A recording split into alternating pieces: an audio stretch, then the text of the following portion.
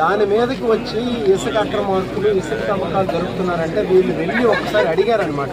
మేము గత దశాబ్దాలుగా ఈ గ్రామం కోసం అవసరాల కోసం యూజ్ చేసుకుంటున్నాం, దీని మీదకి మీరు రావద్దు అని చెప్పి అడిగినందుకు రాత్రి మీద వచ్చి ఒక 100 మంది దాటినటువంటి రౌడీ మోకలు ఈ గ్రామం మీదకి వచ్చి ఈ గ్రామంలో అత్యంత దౌర్జన్యంగా వచ్చి దాడులు చేయడం అనేది జరిగింది.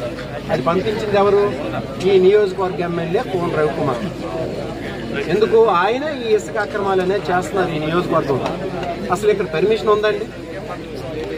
ఇక్కడ పర్మిషన్ అనేదే లేదు. కొత్త వలసలో అనేక డ్రింకింగ్ వాటర్ స్కీమ్స్ ఉన్నాయి. అక్కడ మున్సిపాలిటీకి కానీ రూరల్కి కానీ వెళ్తున్నటువంటి డ్రింకింగ్ వాటర్ స్కీమ్స్, వాటన్నింటినీ తవ్వేసి ఎక్కడో నిమ్మతోళ్ళలో ఒక చిన్న పర్మిషన్ తెచ్చుకొని దాని ఆనించి ఉన్నటువంటి 3-4 గ్రామాల్లో ఇక్కడ కిలోమీటర్ల కొద్దీ నదిలో కిలోమీటర్ల కొద్దీ ఇసుక తవ్వకాలు జరుగుతుంటే అడిగినందుకు ఈ గ్రామం మీద వచ్చి దాడులు జరిపిస్తాడా?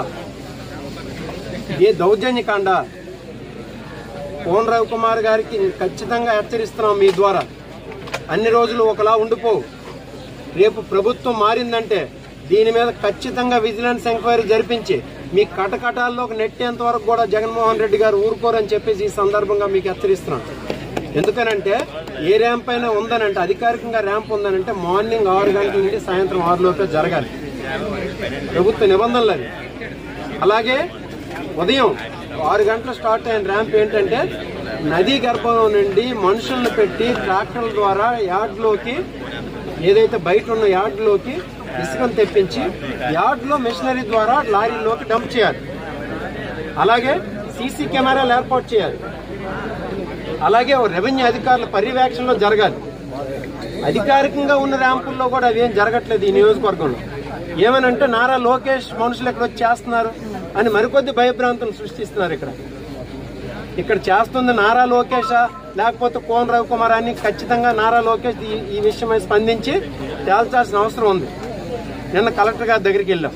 కలెక్టర్ గారి దగ్గరికి వెళ్ళి సార్ ఏంటి దౌర్జన్యకాండ ఆమదాల వలస నియోజకవర్గంలో జరుగుతుందని చెప్తే ఆయనే స్వయంగా వచ్చి ఇక్కడ పర్యవేక్షిస్తాను, నేను వచ్చి పరిశీలిస్తానని అన్నారు. ఆ తర్వాత ఆర్డీఓ గారిని, డీడీ మైన్స్ని, ఇరిగేషన్ వాళ్ళని పంపించారు. ఏదో రిపోర్ట్ తెప్పించుకున్నారు. ఎన్ని చేసిన అధికార యంత్రాంగం ఈరోజు అంబేద్కర్ గారి పరిపాలన, అంబేద్కర్ గారు రచించినటువంటి పరిపాలన లేదు. కేవలం రెడ్ బుక్ పరిపాలన జరుగుతుంది కాబట్టి అధికారులు కూడా ఏం చేయలేక పూర్తిగా చేతులు ఎత్తేసిన పరిస్థితి ఉంది. దీనికి ఏంటంటే పెద్ద ఎత్తున ప్రజా ఉద్యమం ఒక్కటే మార్గం. ప్రజలు ఏంటంటే వాళ్ళు అవేర్ అవ్వాలి.